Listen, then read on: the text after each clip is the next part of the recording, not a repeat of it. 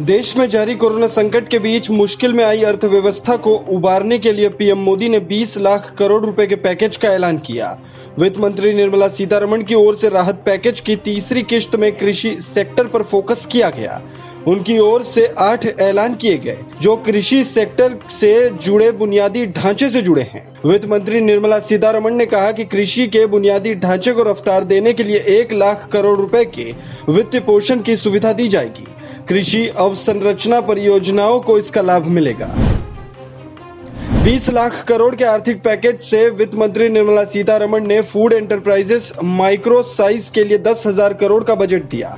वित्त मंत्री ने कहा कि 20,000 करोड़ की प्रधानमंत्री मत्स्य संपदा योजना, जिसकी घोषणा बजट में की गई, कोरोना की वजह से इसे तत्काल लागू किया जा रहा है। इसके अलावा मधुमक्खी पालन के लिए 500 करोड़ रुपए की सहायता, हर्बल पौधों के उत्पादन को बढ़ावा देने के लिए 4,000 करोड़ रुपए दिए जाएंगे। गंगा के किनारे 800 हेक्टेयर भूमि पर हर्बल प्रोडक्ट्स के लिए कॉरिडोर बनाया जाएगा। भारत में कोरोना मरीजों का आंकड़ा लगातार बढ़ता जा रहा है। देश में कोरोना से संक्रमित लोगों की तादाद 82,000 के करीब पहुंच चुकी है, जबकि इससे होने वाले मौतों की संख्या 2,649 हो चुकी है। इस बीच बड़ी खबर आ रही है कि कोरोना वायरस की चपेट में भारतीय सेना का मुख्यालय सेना भवन भी आ गया है।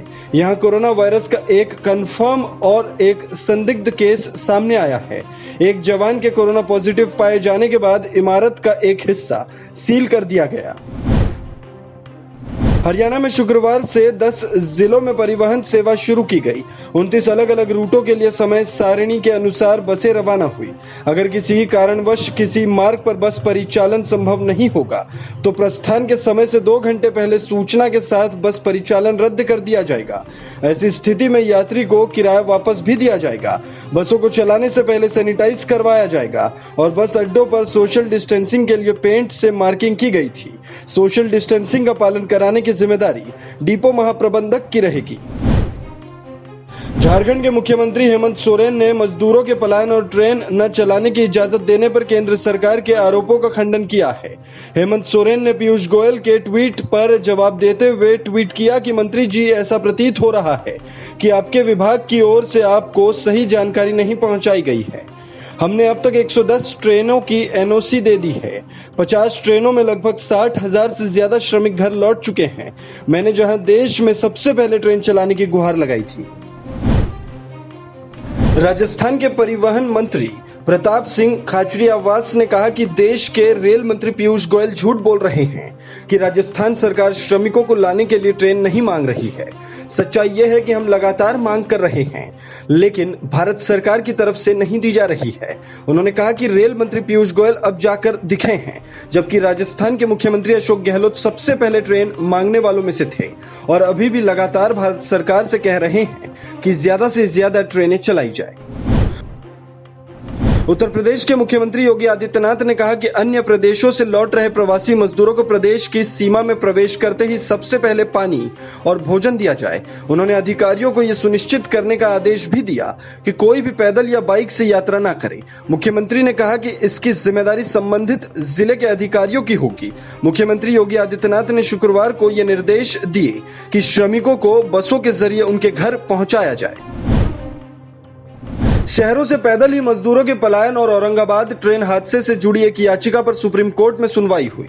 सुनवाई के दौरान सुप्रीम कोर्ट ने कहा कि अगर लोग ट्रैक पर सो जाएंगे तो इसमें क्या किया जा सकता है। जिन्होंने पैदल चलना शुरू कर दिया है उन्हें कोर्ट कैसे रोक सकता है। सुप्रीम कोर्ट ने कहा कि कोर्ट के लिए यह निगरानी करना असंभव है कि कौन ट्रैक पर चल रहा है और कौन नहीं चल रहा है। सुप्रीम कोर्ट ने सख्ती से कहा कि इस पर राज्य को फैसला करने देना चाहिए। कोर्ट को क्यों सुनना या फैसला करना चाहिए। सुप्रीम कोर्ट ने लॉकडाउन में पूरा वेतन नहीं दे पाने वाली कंपनियों के खिलाफ मुकदमा नहीं चलाने का आदेश दिया है। देश की सर्वोच्च अदालत ने शुक्रवार को पूरे देश में प्रशासन को आदेश दिया कि वे उन एम्प्लॉयर्स के खिलाफ मुकदमा न चलाए जो कोविड-19 के कारण राष्ट्रव्यापी बंद के दौरान कामगारों को पूरे पारिश्रमिक का भुगतान करने में असमर्थ हैं। केंद्रीय गृह मंत्रालय ने 29 मार्च को एक सर्कुलर के जरिए निजी प्रतिष्ठानों को निर्देश दिया था कि वो राष्ट्रव्यापी बंद के दौरान भी कर्मचारियों को पूरा पेमेंट दें। शुक्रवार को कारोबार के आखिरी दिन बाजार गिरावट के साथ बंद हुआ। सुबह सेंसेक्स 173 अंक ऊपर और निफ्टी 40 पॉइंट ऊपर खुला।